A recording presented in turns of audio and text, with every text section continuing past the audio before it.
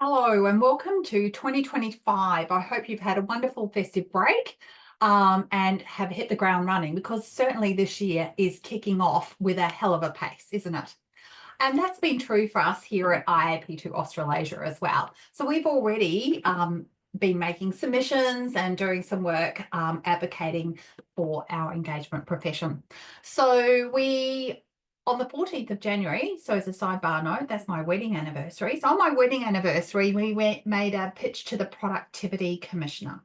Now, this was around aligning the need for skilled engagement professionals with improving productivity outcomes. You can actually read the pitch on our website. We'll include the link for that. And I'm just thinking it might also be a very helpful resource for you internally. So do take a look at it.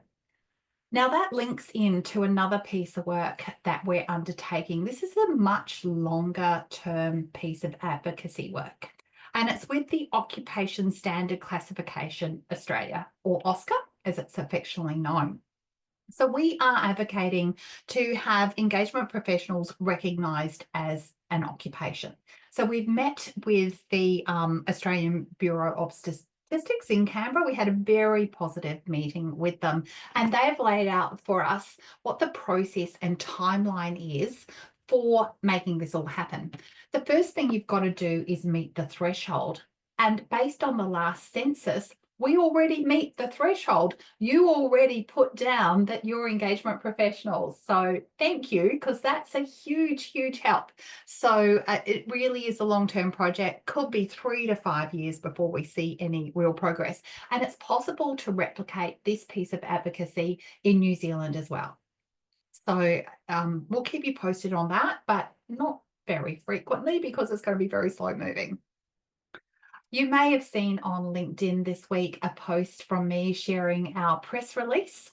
Now, this was a media response to an online article from ABC, with the title being "Urban Planners Say Community Consultation System Blocks Affordable Housing." So we put out a media response to that and circulated it to hundreds of media outlets on our database.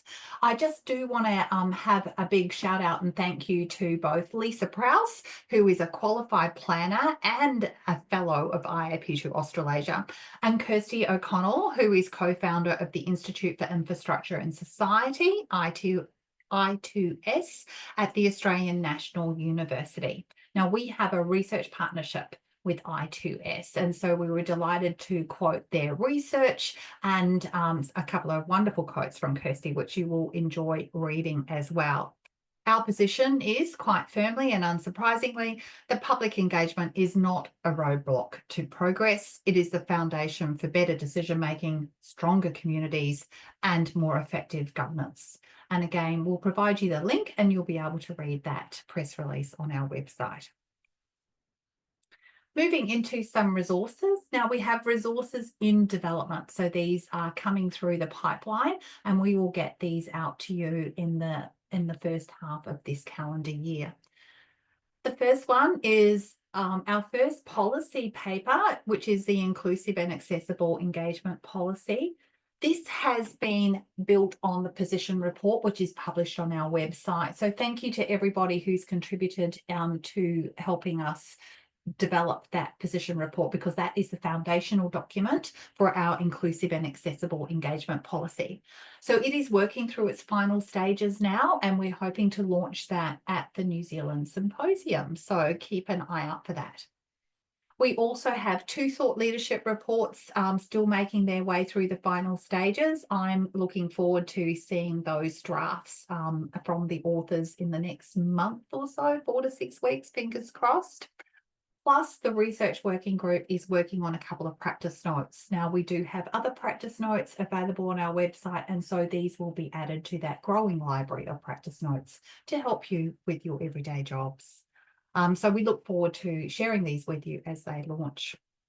And just to close, a big plug for the New Zealand Symposium. The theme is Unlocking the Value of Engagement, and it is the 26th and 27th of March at the Pullman Hotel in Tamaki Makaurau, Auckland. The early bird closes on the 24th of February, so get your skates on, and I look forward to seeing you there.